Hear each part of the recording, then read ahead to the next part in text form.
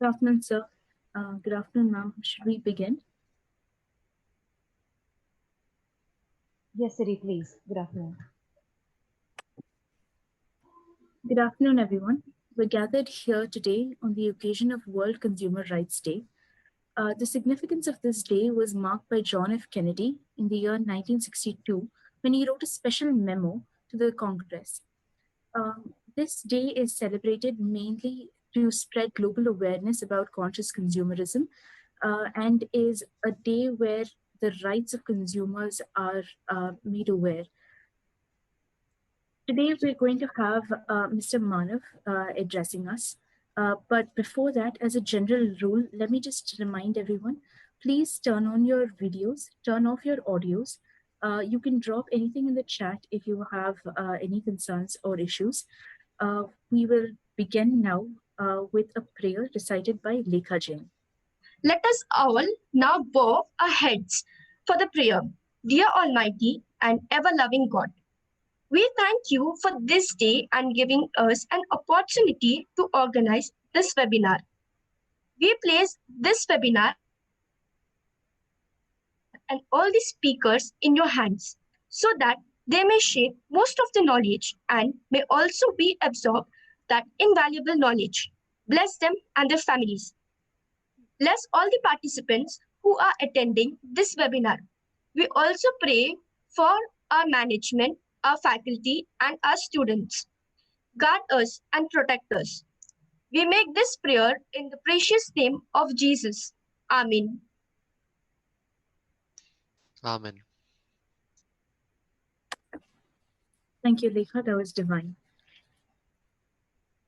Now, I'd like to introduce our faculty members who are here with us today and who have shown immense spirit to organize this webinar for us. We have Dr. Malika Shetty, the head of the Department for BMS and the Dean of Academics. Dr. Subhi Varghese, the head of Department for BVOC RMN IT. From the Department of BMS, we have Mrs. Menur, Ms. Angelina, and Mrs. Sushmita. From the Department of BVOC, we have Ms. Shalini, Mr. Venkatesh, and Mr. Srinivas. Thank you, professors, for engaging us beyond the classroom. I'd now like to call upon Rama to introduce our guest speaker. Okay, thank you, Siri. Mr. Manav is an advocate and a partner at the firm Thomas George and Associates. He has completed his LLM in Constitutional Law from Osmania University and BSL LLB and from ISL Law College, Pune. Prior to joining the firm, Mr. Manav interned under the guidance of many illustrious personalities. To name a few, the current Justice of Supreme Court, Honorable Justice Kurian Joseph, retired Honorable Justice of High Court of Kerala and currently designated Senior Counsel of Supreme Court of India, R. Basant, and the late Padmanabha Reddy, who was the designated Senior Counsel of High Court at Hyderabad for the state of Telangana and Andhra Pradesh. His current area of work includes litigation in the area of civil, criminal, labor, administration, banking, personal, and business law. He also assists in handling non-litigation matters of the firm. Apart from his passion towards advocacy, Mr. Manav Jessel Thomas is also dedicated towards serving the society. He has volunteered at Make a Difference, an NGO dedicated to empower children from the economically backward society by providing them quality education. Thank you, Mr. Manav Jessel Thomas, for taking out time from your busy schedule and joining us today. Back to you, Siri.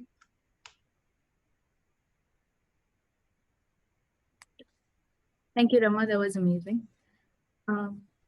As a general rule, again, let me just remind everyone the guidelines. Please mute yourself, unmute or turn on your videos so that we can all see you. Sit in a well-lit room and in a quiet space so as to avoid disturbances. We will take questions towards the end of the talk. You can drop your questions in the chat box and we will address them accordingly. Without any further ado, Mr. Manav, you may address the crowd. Thank you. Good evening to one and all. I'm deeply honored to be invited by St. Francis College Uh, this college has been very dear to me because my mom has been a lecturer for the last 35 years at this institution. So it gives me immense pleasure and honor to be called and invited to speak on today's occasion being Consumers Day. So consumers, as we all know, are the kings. Okay. I think all of us have heard this rule. It's a very common proverb and common saying everywhere that consumers are the kings. But this is not the situation in India. In India, even though you're a king, you have to knock the doors of justice you have to knock the doors of the court and all different fora for justice. Even though you're a king, you have no such privileges in India. Now, that being told, I would like to recollect a saying of Mahatma Gandhi. He said that consumer is the most important person in any premises.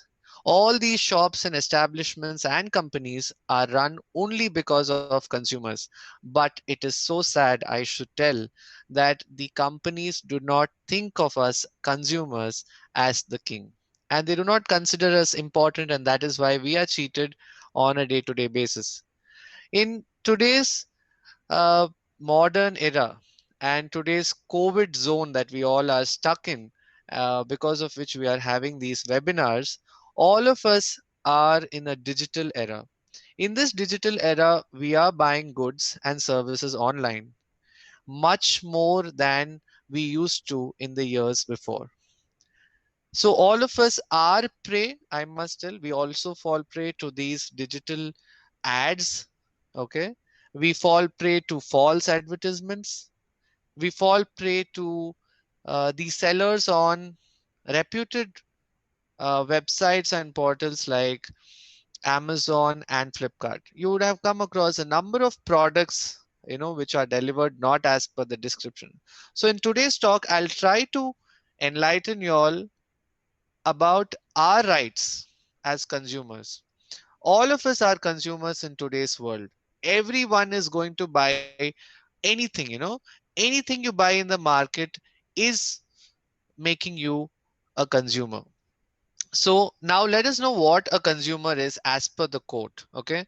So as per the Consumer Protection Act 2019, that is the law that is governing all of us as of today.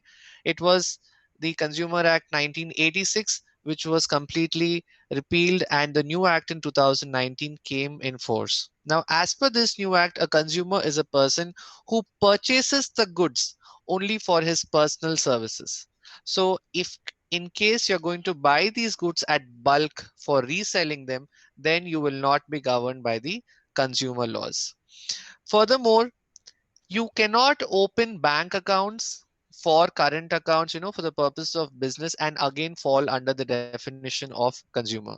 So for a consumer, you need to be using any service or purchase any good for personal use. You cannot be doing such things for a commercial game. Once there is an element of commercial in the purchase, then you will not be governed by the consumer law. That does not mean you don't have a remedy. You still have a remedy, but not before the consumer courts. You can go before the civil courts. So that is the first and foremost important thing, that is how and what all products that we buy makes us consumers. Okay. Now the second important thing is, where should we file a case, or when should we file a case? Okay. To file a case, there has to be some deficiency in the product. Okay. I request Siri, could you pin my video to the screen? Yeah. So coming to the deficiency in services. Deficiency in services could be because of a wrong product. It could be because of a deficiency that the product is not working.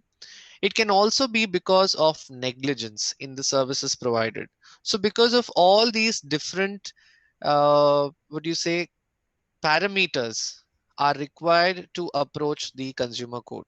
Without these parameters, even if you approach the consumer courts, you will be unsuccessful. So that is why you have to buy a product. It has to be for a personal use, and there has to be some defect. Without any defect, without any breach of those warranties that we all are, well versed with. Always when we go to these supermarkets, or you buy anything from Flipkart or Amazon or Myntra, they always speak about the warranty. Okay. They also speak about the time within which you can return the product. So we should be very clear with the terms and conditions. All of us are educated. All of you all are students of a well-reputed college. So all of you all should and must read the terms and conditions, even if it is for purchasing a dress from any of the apps. I also request all our participants to switch on their cameras, because in today's webinar, it will be very weird for me to see a blank screen. So that is a short and small request to all of you all. Now, the second aspect of consumer law is the time frame. When do we approach the court? First is you have to be a consumer. Second, you have to buy a product and there has to be a deficiency. Now you have to approach the court within a period of 2 years. So within the period of 2 years from the date of purchase of the product, or from the date you realize there is a defect, or from the date that the warranty expires. So suppose your product is given a warranty of 5 years. After the expiry of 5 years, you further have 2 years within which you can approach the courts of law. Now we should come to which are the courts that you should file your cases before. Now all of us, I think you all should be aware of the consumer forums. I all? Yes, Miss Rama and Pavitra. So these are the consumer fora of the country. Consumer forums are for us consumers, and you will see a majority of the decisions of the consumer courts always passed in favor of the consumers. Okay, because they are set up only for us. They are set up to bring justice to these consumers who are being cheated by a number of these corporate giants, if I may say. Now coming to the aspect of where we must go to file these cases. So at the lowest rung of the judiciary is the district commission. Okay. After the district commission comes the state commission, and then it comes as the national commission. So it is called as a district consumer disputes redressal commission, and the similarly state consumer disputes redressal commission, and the national consumer disputes redressal commission. So the NCDRC is at Delhi. Each district has a district commission. Each state has one state commission. Now, if you're buying a product, the value that you pay for the product, or the value that you pay for the services, is the limit fixed by the court. So if your product falls below 1 crore, then you approach the district commission. If you are paid for a product, for instance, there are so many services which are not cheap in today's world. Even our medical services are governed by the consumer laws. So if you're buying such products or paying for such services, if it is above 1 crore, you go to the state commission. And the state commission is governed with matters between 1 to 10 crores. And any matter above 10 crore has to be looked into by the NCDRC at Delhi. Now, again, there is a problem which arises, which is, though you know which district you have to buy, you do not know where to file it. Suppose you're living in Begumpet, which comes under the Hyderabad district, and you purchase the product from, say, LB Nagar, which is in Rangareddy district. Now, there will be a confusion, though you know it has to be the district commission, you do not know where you should file it, right? You do not know whether to file it at Hyderabad or you have to file it at Rangareddy. So you would have come across this very common phrase that people keep criticizing the law about, and that is, they make you run from pillar to post. So to prevent yourselves from running from pillar to post, you all should be well abreast of the laws, right? So ignorance of law is no excuse. So even though you students are students of a non-legal course, you all should still be aware of your rights. That is why colleges are hosting such webinars, to make us aware of what all are the rights that we have in today's world. So now if you buy it from LB Nagar and you're staying in Begumpet, you can file a case either in LB Nagar or in Begumpet. Okay, so either in the district commission at Rangareddy or in the district commission at Hyderabad, you can file a case in case your product is deficient.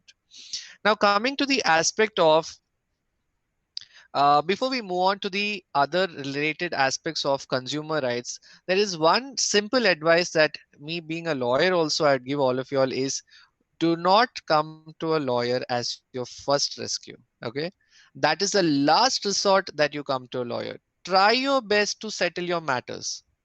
Try your best to settle your matters out of court. Try your best to uh, negotiate with these companies for a refund, or for a return of the product, or for refund of the money on your own by sending emails. If your email fails, they do not revert to emails, then you approach a lawyer and let your lawyers issue a legal notice. Do not see to it your lawyers directly file cases. Let him or her file and issue a legal notice, and if your legal notice goes unanswered, then only approach the court. Only approach the court as a last resort. There's a very uh, trouble plaguing the judicial system, which is pendency of cases. Okay, so all of you all might be wondering, why should I go to the consumer court for a cream which is just 200 rupees, or why should I go to the fora when I'm just paying for a train ticket of just 2000? I'm saving a lot of time if I don't file it.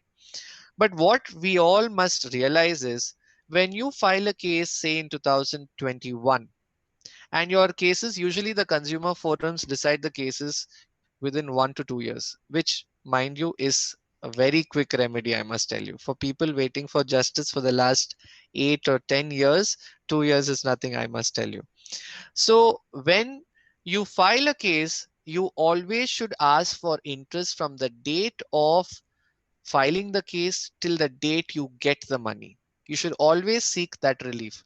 So courts always in the orders, even though parties do not ask for it, they give compensation and they give interest usually at the rate of 6 to 12%.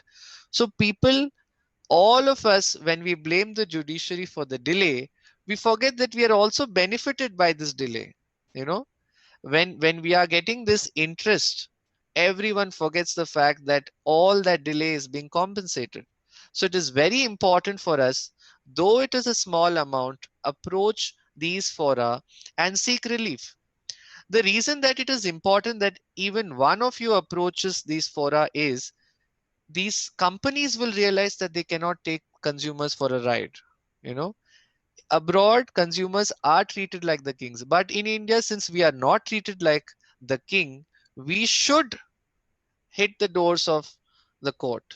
We should drag these companies to the court if there is a need. Now coming to the aspect of few tips that I would like to give you all as a part of today's Consumer Day. The first would be, I think all of you all go to restaurants and clubs. Yes, no? Yes. So since all of us go to restaurants and all these places, eateries that we know of, which were shut for a long time in 2020, which have reopened. Now, whenever we go to these places, they ask us for a service charge. They ask us for a service charge at 10% of the bill. Okay. So service charge, mind you, is not a right of the hotel. Okay.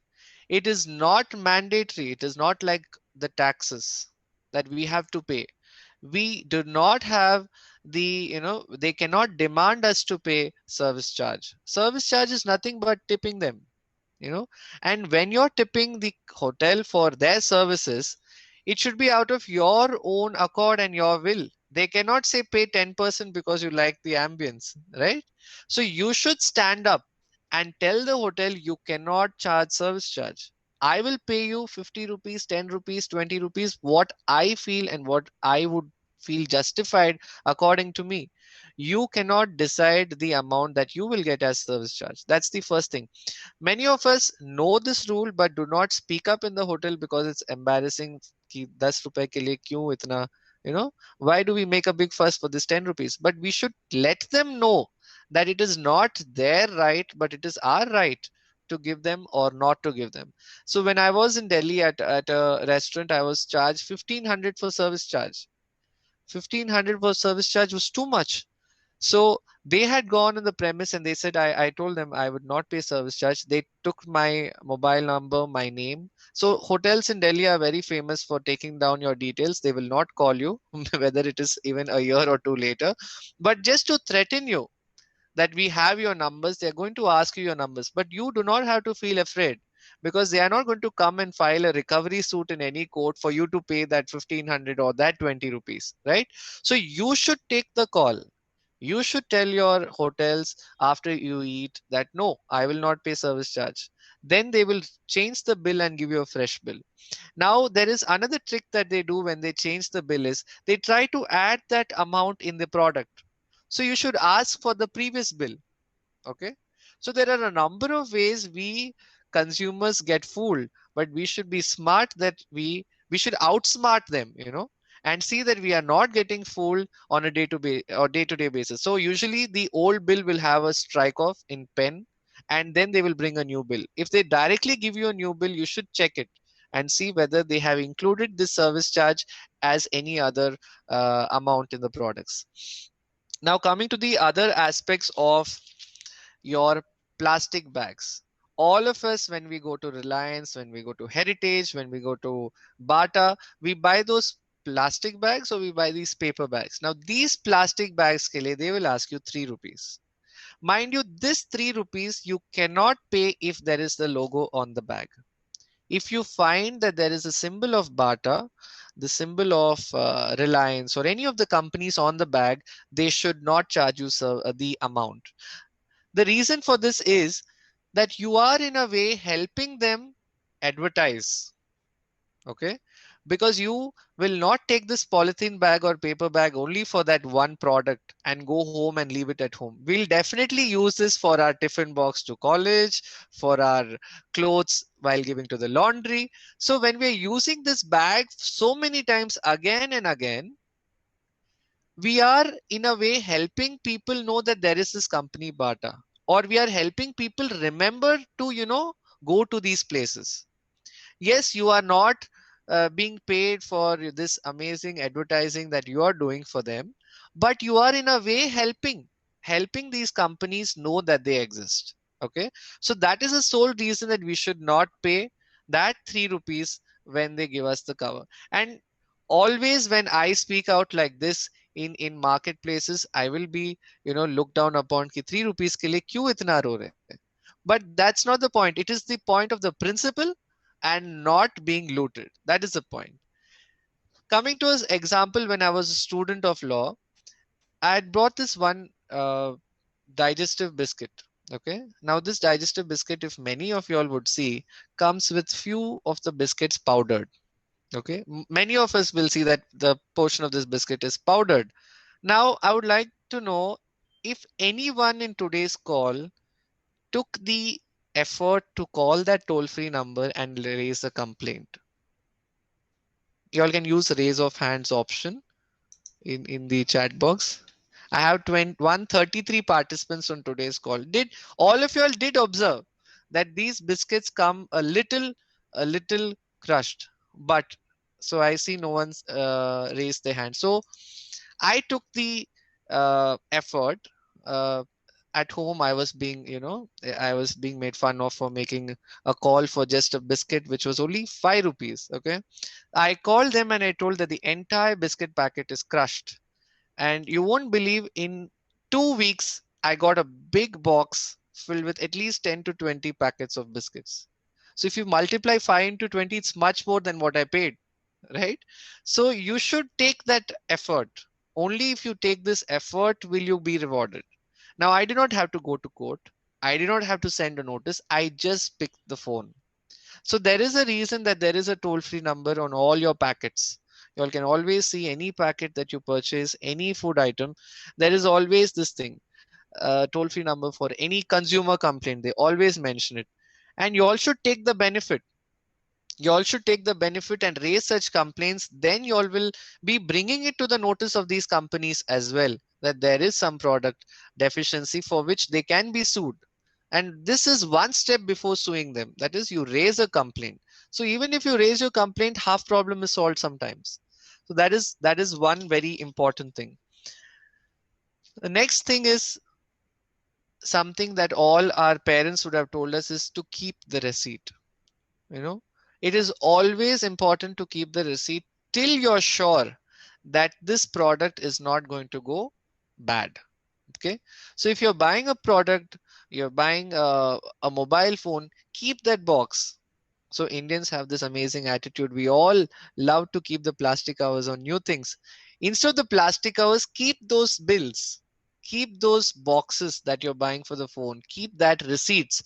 It's very important, because without a receipt, you are not going to be able to prove that you bought it. Right? So that is the foremost thing, that even if your phone goes off within the 2 years of its purchase, if you have that bill, you can raise your voice. Right? So for raising your voice, you need to keep those bills safe. Now coming to the next very important aspect, which is the consumer law of insurance. All of us have taken insurances, our parents have taken, we take health insurances. Now, I have represented a number of insurance companies like PNB and Reliance, and Johnson & Johnson also has. Now, these companies for insurance do not sit to give you the money. Mind you, they have a cell which is only sitting there to reject your claims. So you as consumers, when you all are taking an insurance policy, you all should read the proposal form. I know the proposal form runs into millions of pages. We are so lazy that we do not want to read. But it is so important, because there are some very important things. For instance, uh, I do not know, majority of Indians suffer from diabetes, majority of Indians suffer from BP. Okay, these are two very common ailments in India. Now, in all these premium policies, there is this proposal form, and there is a question: are you suffering from BP? Are you suffering from diabetes? Do you have any history of this? And always, because we give this form to the agent, the insurance agent, to fill it up, he takes everything no, no, no, and we get a very small premium. Okay, or on a small premium, we get a big claim. Now, what happens is, these insurance companies do not bother when we are taking this policy. They only bother when we file a claim. So when we file a claim, mind you, they have their investigating officers who go to the hospitals where we go and get treated. And in those hospital records, they will file as proof saying you were suffering from BP and sugar and you did not tell us. So since you were not truthful, we will not pay you the money. Okay, so this is a claim. This is a regular manner in which all insurance companies reject claims. I do not know why they even reject their claims, because all these cases are awarded in favor of consumers. But how many consumers come forward? Now, if 100 claims are rejected, only 20 people would come forward. All the 100 would not come forward, because they'll be like, why should I even approach the court? Yes, I lied to the insurance agent. So maybe this is my fault. Let me live with it. But what about the premium that you paid? Right? You also paid a premium. They enjoyed the premium for so many years. Now it is time for them to pay back, right? So that is why you have to file a claim immediately if your insurances are being rejected. Even insurance companies make their customers run from pillar to post for the purpose of just a meager 10,000 or 20,000. They do that, but you should be patient. In the field of law, patience is the only thing that will reward you in the time being, for the time for the future. If you do not have that patience, there will be nothing that you will be able to reap. No success that we will be able to reap of the order that is passed. Now mind you, these companies will have their lawyers in the district commission, the state commission, the NCDRC and Supreme Court. The benefit that they see in just appealing these cases frivolously is because that much time, this huge money is lying with them. So if they are having, suppose they have to pay you 5 lakhs, okay, 5 lakhs they do not have to pay for 2 years when the case is filed. They do not have to pay it for another 1 or 2 years in the appellate stage before the state commission. So that makes it 4 years. 4 years pay 5 lakhs. Even if you take the minimum of 5% interest, how much money is it? right? And this is the only reason that they pay lawyers and hire them, so that these people just, but the courts are also very smart. The courts on each level, because they know that the consumer cannot, say for instance, now we are in Hyderabad, so this district commission and state commission are in the same place in Hyderabad. What about people in Warangal? What about people in the rural areas? They might not be able to come all the way to Hyderabad when they file an appeal. So what the court does, they try to hear the case of the lawyer of the company, and they also keep in mind the arguments of the consumer. And all this is kept in mind, and many of the appeals are dismissed even without the consumer approaching the court. So these are very important things that we need to keep in mind.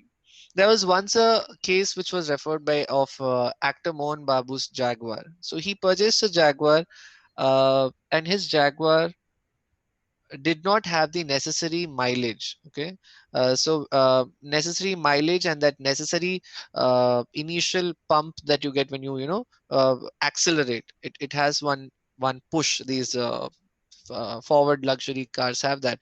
So he filed a case for deficiency before the NCDRC, and they had referred the report, who made the report telling that this car is defunct or there is some deficiency. It had come to us for only cross-examining that person.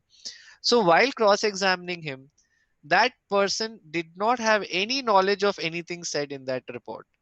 So you can understand that how many times the consumers also play bad before the court, right? So we should not try to do such things, because the courts have the power to dismiss cases by imposing costs. Okay, suppose you file a frivolous case, you'll hear about a number of PILs being filed. A number of PILs are also dismissed for costs in lakhs, right?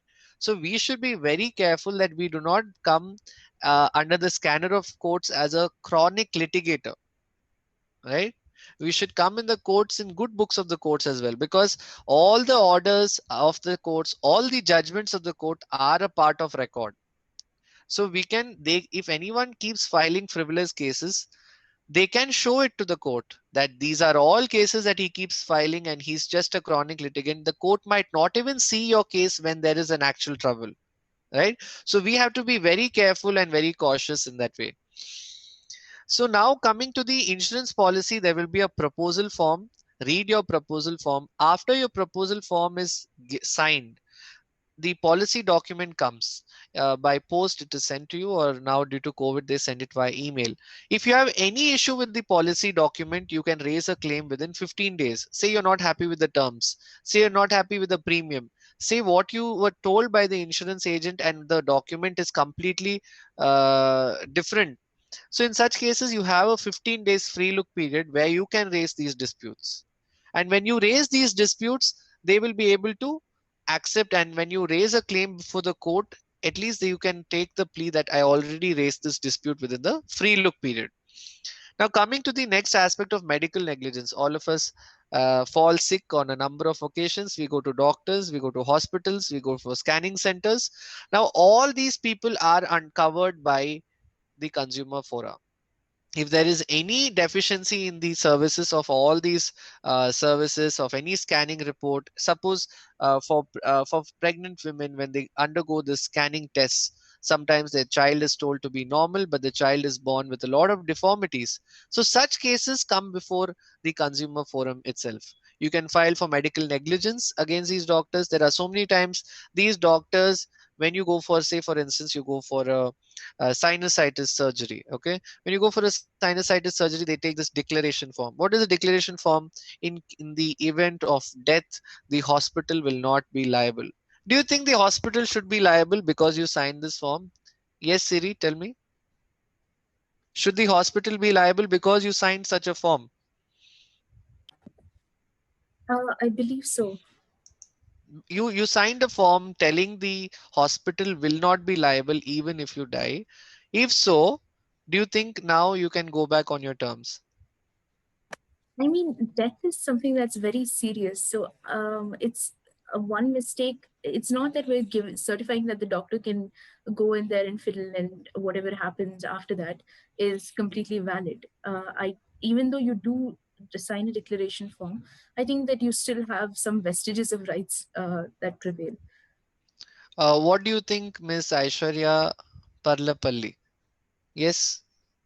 Do you think the hospital should be held liable? No. Okay. So all of us are right on this point. Hospitals are held liable though we sign such declaration forms. So how many ever declaration forms they give you, we should not be worried or paranoid. They do not shrug off the responsibility of these hospitals. All these hospitals are liable even if they uh, give in number of declaration forms. Let them give you one when you come to the hospital as an inpatient. Let them give you before the surgery, one after the surgery. Even if there is any complication after the surgery also, you can sue them. Okay, so all of us must be aware that we can sue them. Because we are not aware is when we leave them to take us for a ride. Similarly, gyms also have this amazing instructions on page 2 of your receipt. You do not even sign it, and they have at least a 10 to 20 points, which one point they say we are not responsible for any injury caused in the gym. Hare, we are coming to your gym, we are doing our exercises under your guidance. Why will you not be liable? Right? So even though that form is there, you can still sue these gyms for any negligence. Coming to coaching centers, have you all gone to coaching centers before joining your courses in Francis? Yes, no? No coaching centers? Many BSc students would have gone for IIT coaching and or the medical entrances. So these coaching centers are also governed by consumer laws. If your consumer laws, but your educational institutions and universities will not be governed. So if St. Francis, God forbid, does something wrong, you cannot sue it under the consumer law, right? But if these coaching centers like FITGI or the other coaching centers provide some service which is deficient, then you can sue them for deficiency in services. For instance, there was this case where a student joined the center and due to medical ill health wanted a refund because he could not continue the classes. There the coaching center FITGI was the one in that case, refused to repay the money. Then the courts interfered and said yes, coaching centers are governed by this law and we can claim a refund of money from them. So we should be aware where to file our case as well. Where should we go to the civil court? Should we go to the consumer court? We should be aware where to go. So that is why these seminars can help us. Now, many of us on today's call will be heading to getting married in the years to come. So you all will all approach the matrimonial websites like Bharat Matrimony and the many more websites. Now these websites, what if the website is not able to find a match for you? Yes, Miss Sridevi BWalk 2019. What will you do if, kindly unmute her. What will you do if Bharat Matrimony is not able to find a suitable guy for you? Kindly unmute her, Siri. Yes, I am.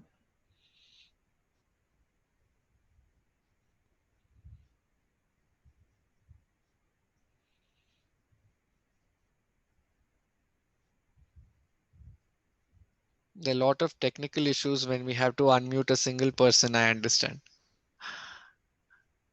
Are we able to unmute her, Siri? I think there is some kind of technical glitch.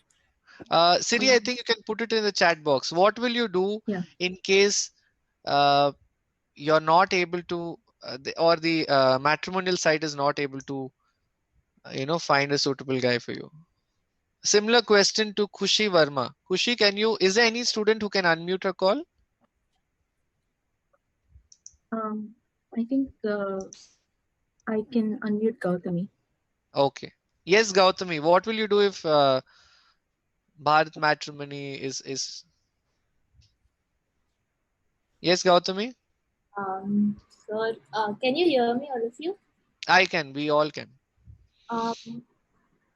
I wouldn't do anything. Like the first thing that comes to my mind is I would not respond because that's not in me. That's not me to respond. And correct. So you all will think that it is my fault. Maybe there is a defect in my profile.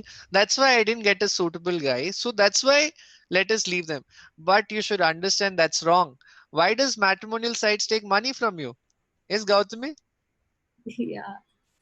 Are they taking money from you to tell your defect, you're having some problem, you will not get married, or they're telling you that we will find you the right match? What is the tagline of Bharat Matrimony?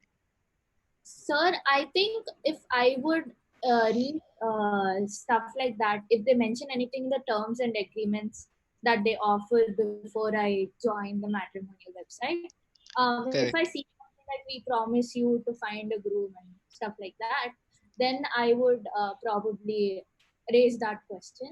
Otherwise, I don't think I would. Okay. So Rishu Madan also says that she would sue them if they couldn't find a match. Yes, you people are right. There are a number of cases against matrimonial websites where the courts have interfered and said, yes, you said you will provide them a match and you could not find a match for these people.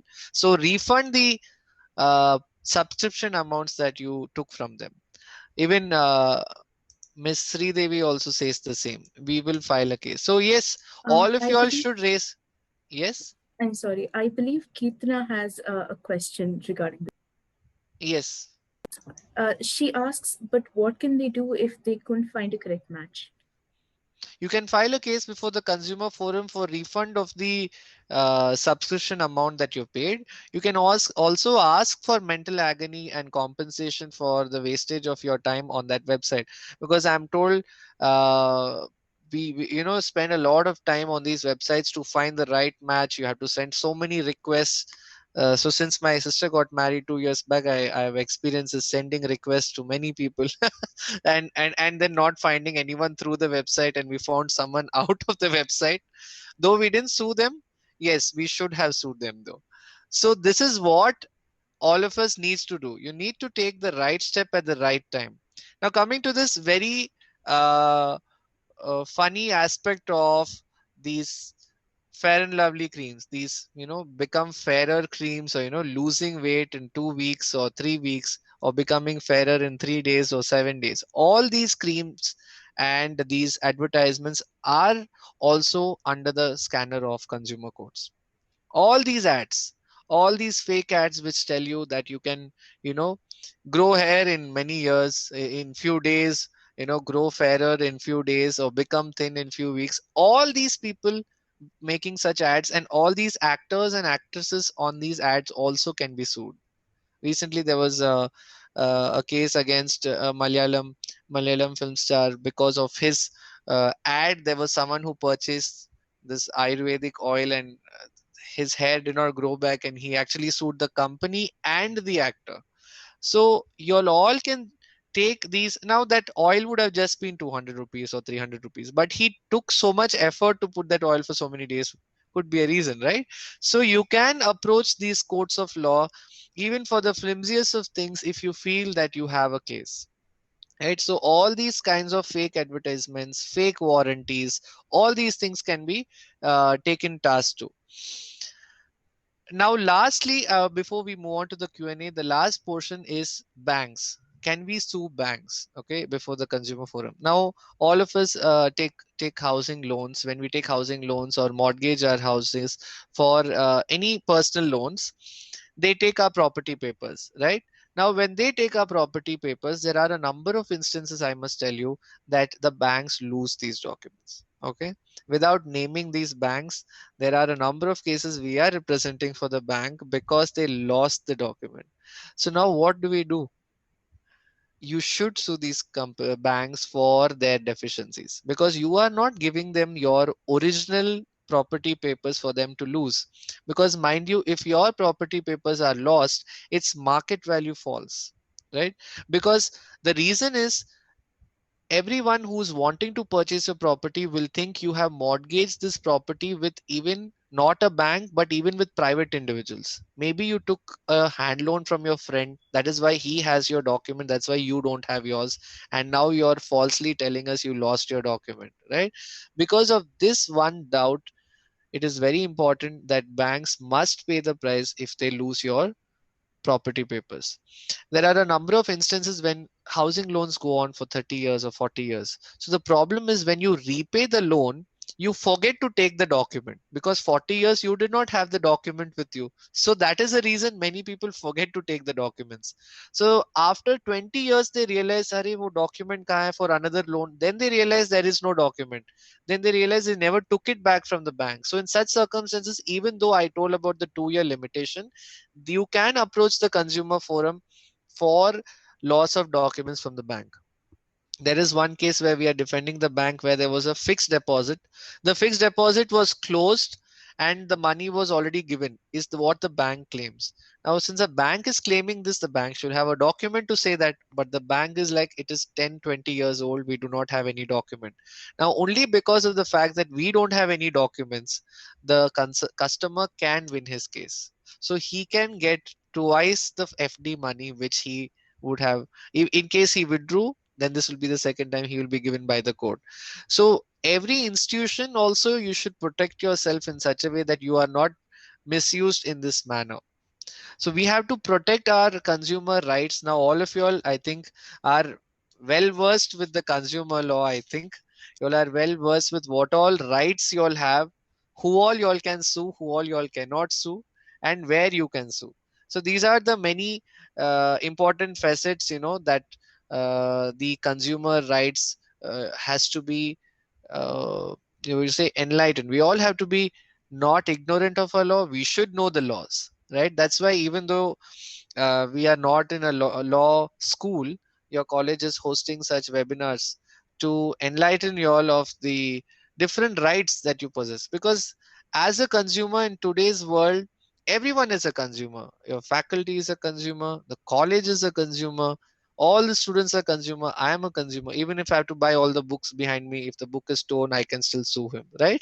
So this is a way we can sue for anything and everything. But we should keep in mind one more thing. We should also keep in mind that parameter of whether it is going to be beneficial for us. So if you think that you're not going to be benefited at all by a litigation, then don't go into such a litigation. If you think that the litigation will help you, then definitely you should take such people to task. I hope with all these points I have covered on consumer law, are there any queries? Yes, we have a few coming in. I think regarding the fairness schemes and that point, Rama has a question. She says, these ads normally mention terms and conditions apply and mention all the details in small font. Can we still sue them? Yes. So there's a judgment of the Supreme Court which clearly says this terms and conditions should not be in this minute and size font. It has to be in font size 12, legible and clearly, and clear. So you can sue these companies even for having those terms and conditions in such small fonts. And there are courts, a number of, even our insurance policies are in this small loan documents are very tiny. So you can sue them for that. You can also, coming with regards to fairness scheme, they say terms and conditions apply. Then why do they portray a picture that you will become fair in 7 days? If you used to see the old ads of Fair and Handsome or Fair and Lovely, they used to show a person turning in day wise like this and he would become fair or she would become fair. So they are trying to say that you're going to become fair. So when you say that, then you cannot say that terms and conditions are applicable. So that is something which is to defraud us. So you can take them to task. Also, sir, I would like to ask a question.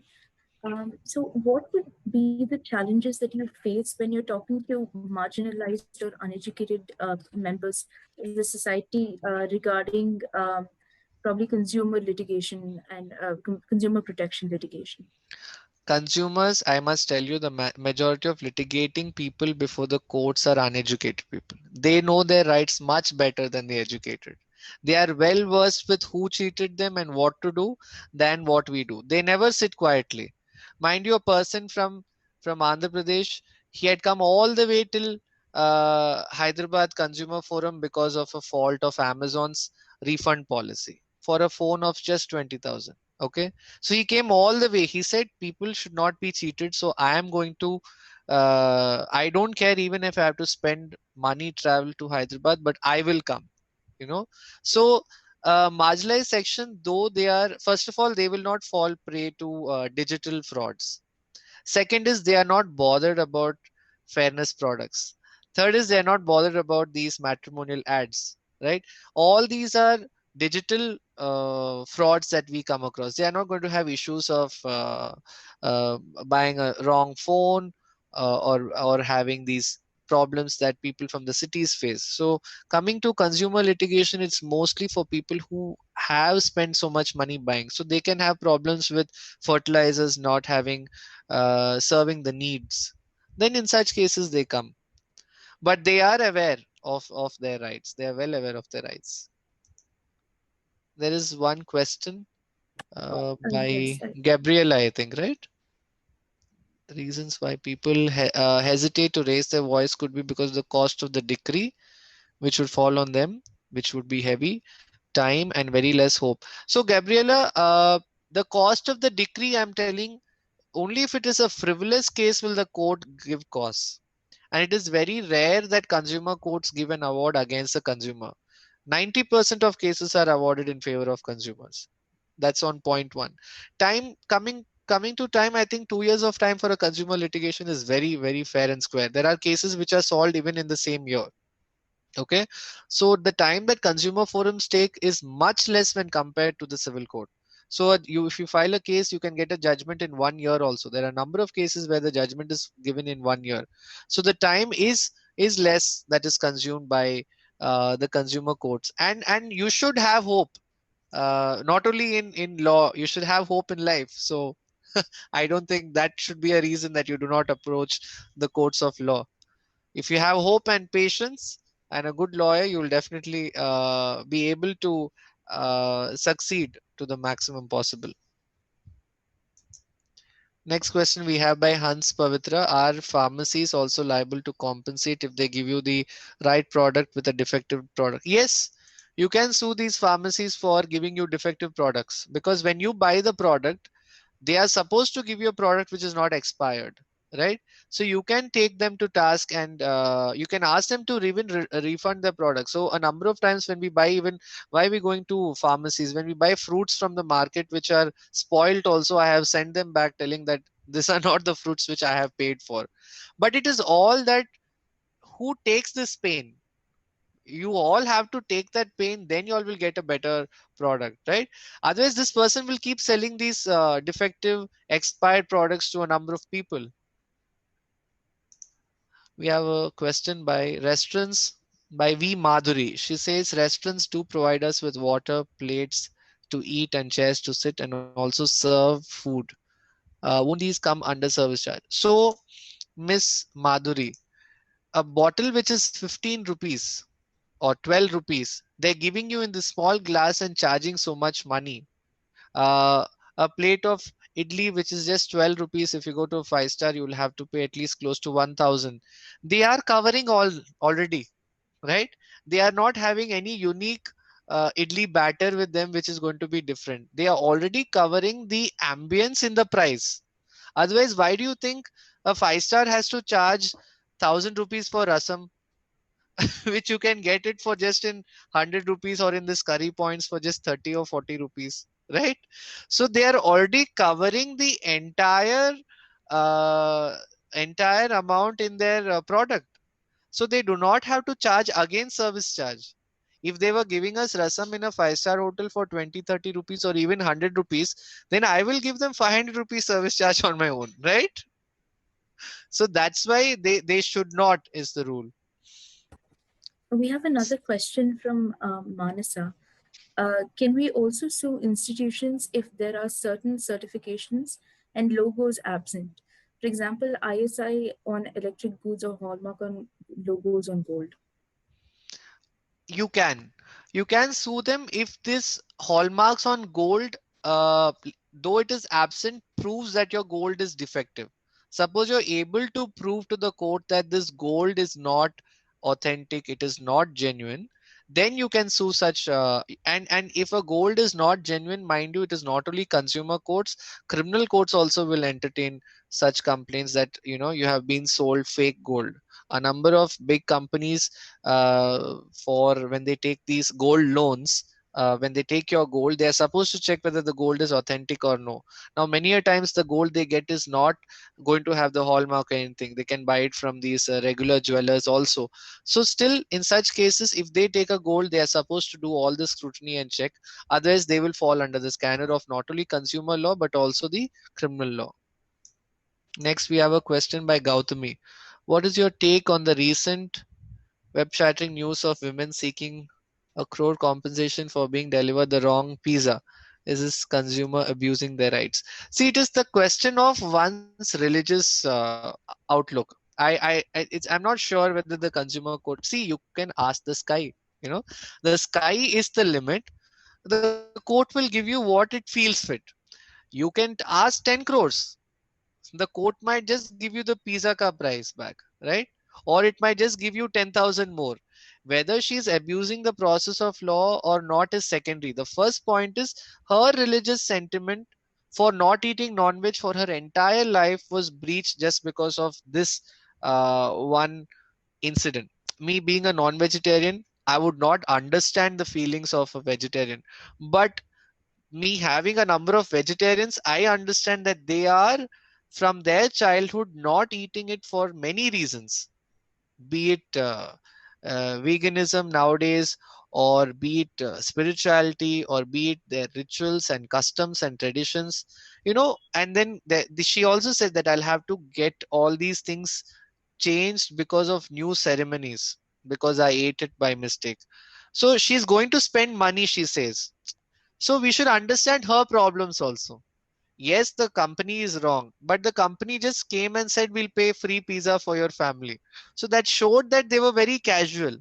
So this happened once when I was in a restaurant in Banjara Hills.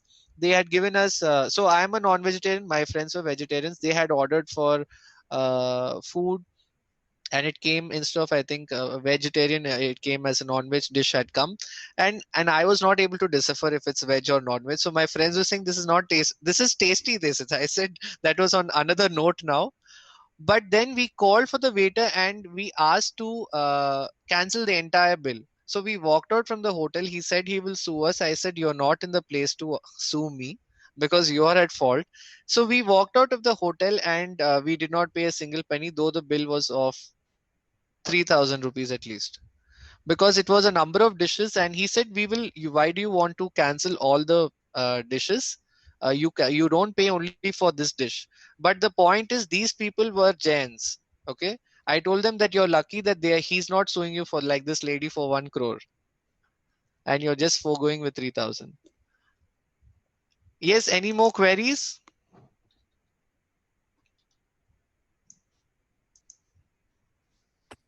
You can put down your questions in the chat box or in the Q&A box. The Q&A box is empty. Chat box, yes. So I think now all of you all are well abreast of the laws, and you all will take wiser decisions by telling these hotels and shopkeepers that this is wrong is enough. They will understand.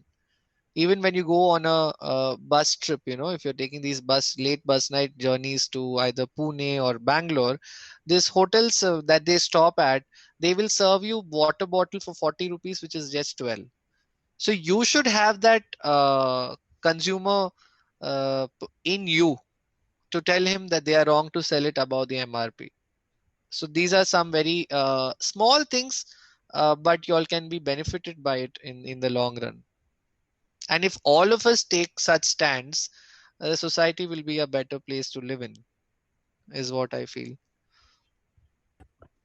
Thank you so much, sir. As I see, there have been no more questions. So thank you for so patiently and very accurately answering all of our questions. I now like to call upon... There's a question by Miss Rama Ravi. Yes, I just seen that. She says, what are some cases related to hotels or escorts. Could you please elaborate on your question, Ms. Rama? There's another question by Miss Pavitra. What about the dhabas that are present here and there? If the food has poisoned you, can you sue them? You can sue them, but since they are, small timers, they might not appear in the court, and you might get a judgment very quickly. Yes, you can sue them. If you should just see to it that you have that prescription from the doctor showing that you were food poisoned right after the bill showing that you ate food in that hotel. It is your duty to prove that the food poisoning was because of eating food there and not eating food somewhere else. So that is your duty.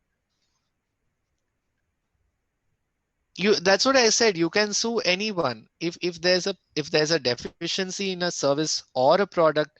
You can sue them. It is just the product that you buy. You can buy the product from the street. You can buy the product from a good supermarket. You can buy it from the websites. Irrespective of the place of buying these products, you can sue these people.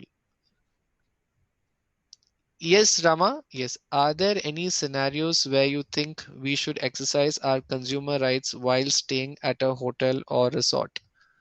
It's a very vague and general question regarding what type of rights do you want to exercise while staying in a hotel. If you're staying in a hotel and they do not provide you good bedding, you can ask them for a change, a separate room.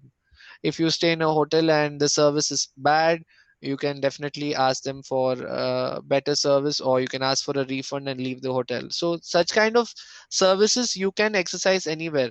But when you're checking into your hotel at 2 a.m. after a very long and tiring drive, you tend to not ask for these rights and you just go and sleep. So you can sue them later and take their service. So that's the benefit of consumer law. You can enjoy the defective service and still sue them. Like, for example, I remember this one time we'd gone on a educational tour and we were staying in this one particular hotel. And when we entered the room, there was like a whole cigarette smell in the whole room. But like, we don't know if that's something that the hotel authority should be sued for, or like it's an issue regarding, someone else who's living on top or like in the next You could door. just ask them to change the room. In such trivial circumstances, you can definitely ask the hotel receptionist to change your room because of the smell. That's not at all an issue. You can always keep jumping rooms till you're happy with the best room that you're paying for. That's always available to you. You don't So need you can't to. sue them though. I don't know how will you be able to prove the smell though. Like Of it was very pungent. They could come and check out the room, and even they saw So that it was the problem with court is you'll file a case after you come back to your residence, and after you come back to your residence, where do you have the proof of the smell? If you're able to capture the smell, then surely you can sue them. You can Got be a unique case in the country then, because now if you see perfumes for copying of perfume smell, they use certain technology. So if you are able to use that technology to understand the smell of the smoke in the room, definitely you can sue them. There's some more questions which have come by. Yes. So Pavitra said, I remember going for a school picnic in a resort and they charged us extra for a product whose MRP was way less than what they charged. They claimed it was with respect to internal charges. So they cannot, so that's the whole point. The problem is when one person goes and raises this issue, the hotel people just leave it. They are in the majority, so they don't tell anything. So at such situations, we should as a group go and raise our voice there. So when you're in a bus, you can raise a voice in a group. When you're in a school picnic, all the children can go and shout at them, So in such situations, you will get the product at the MRP, or there are you can tell them if you're not going to reduce the MRP, I'll call the police. You just use that line is enough. They will immediately throw the MRP to you. There's a question by Sri Manasa. After an interview process and a job confirmation, it so happened to one of my friends that she didn't receive an offer letter. What is the correct process? So this would come under civil court. You'll have to either go to the labor court, or you can file a case for damages and compensation from that company. And because I think if she didn't get a job would have been because of COVID, then she has no remedy, I believe, because in COVID it comes under unprecedented circumstances, so the company can be exempted though it gave an offer letter. There's another question regarding Dia from Dia. As no one can charge customers above MRP, can we sue the food courts and airports as their prices are 62? So they do charge for their products as per MRP. If we see the products, especially the bottled waters and all are as per MRP, or they give their own products. If you go to that is a new trick that they have found. They give this small bottle, they write their brand logo, and they give this water for 40 rupees. So that we cannot sue because it is not the MRP. So what is MRP is a price written on the product. It is not the price of a competitive product. So suppose if Kinley is selling for 20 and you start a product and you are selling it for 60, you cannot say give us at Kinley's price because this MRP is fixed for this product. We have another question by Mahika. She says, sometimes when you buy ice cream from the cart vendors, they charge extra saying that they added the cost of keeping it frozen. What do you do then? So basically, I would say that they are small time vendors. Giving them 10 rupees will not make you poor. But still, if you want, you can argue with them. But what we all should understand when we are, fighting these matters and, with these vendors, we should also see their background.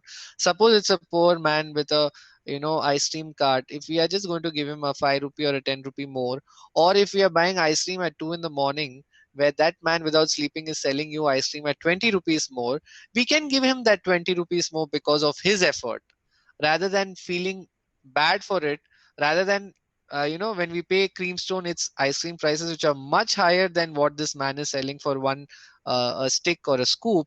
I think 20 rupees for that small vendor should not be an issue. Similarly, when we bargain, we don't bargain in supermarkets, we always bargain with these small time vendors, so we should keep in mind about their background. So I think it's a very small and trivial issue which all can resolve in that manner. There's another question from Rama. It says, regarding the airport, Subway, KFC outlets like these are the ones charging higher prices as compared to the normal outlets. Why are they allowed to do this? So there could be a different rule for airport products because they would be governed by a different rule. But definitely, if they're beyond the MRP, you can sue them. The basic rule of MRP wouldn't change. But that's why we see, if you see, there are a number of times that you see a 10 rupee Kurkure packet in the railway station sold at MRP 15. Okay, so that is they have changed that product based on your place. So similarly, these products that you're saying is higher than the MRP. If it is higher than MRP, then you can sue them. But if it is on the MRP itself is high, then you cannot have any situation there. There's another question by Dia. Yeah, I'm sorry. Yeah, that's the one. Dia is... Oh, no, not Dia. This is Akash Singh. Does the police have... does the police... the next one, to the same thing, I guess. Pringles. No, like when we talk about Pringles, for example, it costs about 100 in the airport. It costs around 100 inside the airport or outside the airport, Miss Dia? Okay, in the meanwhile, I believe she says that if we're paying, I think airports now, at least outside. So if it is, I think it's outside. So I think you're talking in the air. Again, the price would be different. So the price on air, because they have to cover all their charges, their Pringles by all these Indigo and Vistara and all would be higher because they are giving you a different product. You always have to see the product. All of us forget to understand that the MRP changes on each packet. Though the size might be the same, the MRP is what we should look into. So if they are charging us the MRP ke upar, that's when we can ask them for, you can raise a complaint for them. So even in the airport, if the MRP is the one that they are defeating or selling above the MRP, in such situations you can definitely ask for them to sell it at their MRP. Akash says, does the police have power to interfere in consumer cases where retailers are charging above? In other words, can we lodge a police complaint? You can definitely lodge a case for cheating against anyone. So section 420 IPC is applicable in any and every case. So if you even feel that someone is cheating you, you can file a criminal case. Okay. So whether it's consumer law or civil law, if you feel someone is defrauding you, if you feel someone is cheating a person, you can definitely sue that person. There is no bar.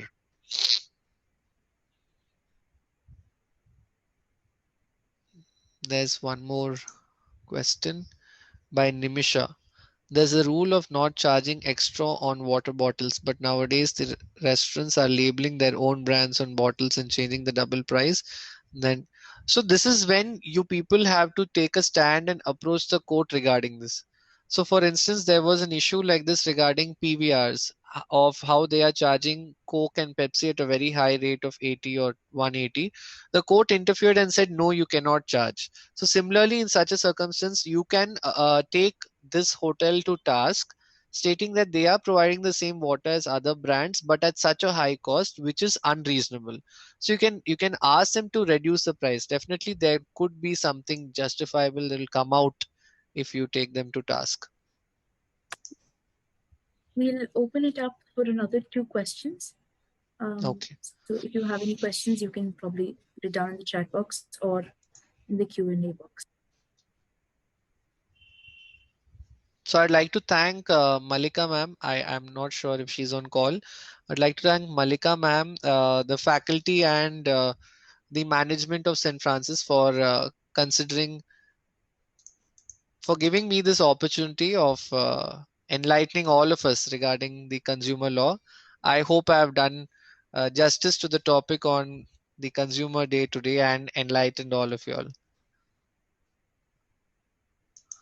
I think we have a question by an anonymous attendee. Will this webinar be saved? Yes, that I think Siri can answer you all. Yes, we're recording the webinar and it will be sent to our respective college Gmail IDs. Thank you so much, sir, for again patiently answering all the questions. I'd like to call upon Krushi Verma to give us the vote of thanks.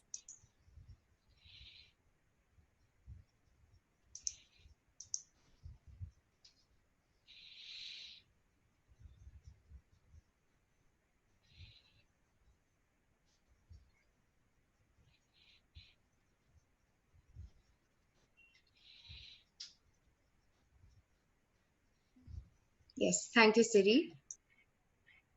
A very good evening to everyone present here. I, Khushi Verma, feel honored and privileged to stand before you to deliver the vote of thanks on this special day. I want to state that we're all most grateful to Mr. Manav Jaiswal Thomas for imparting his knowledge and making us a more aware consumer. I'm sure we have learned a lot of new things today. I, on behalf of the Department of Management Studies, would like to place on record a very humble gratitude for our principal, Sister Sandra Horta, Vice Principal, Dr. Sister Shirley, and Correspondent, Sister Alfonza, for giving us this opportunity of broadening our skills and making us more aware every day. Further, we would like to thank the Dean of Academics and Head of the Department of BMS, Dr. Malika Shetty, and the Head of Department of BWalk, RMNIT, Dr. Subhi Varghese, along with all the other faculty members for their unstinted support and for helping us learn new things every day. Lastly, I would like to thank all the students and everyone present here who made this event today here possible. Thank you so much, everybody. I sincerely apologize if I have missed out on anybody. Thank you again, all of you. Thank you, everyone. Yeah, thank you so much, Krushi. Thank you, everyone, for participating. Thanks to the faculty and last but not least to our honorable chief guest. Thank you. You can now start leaving the meet.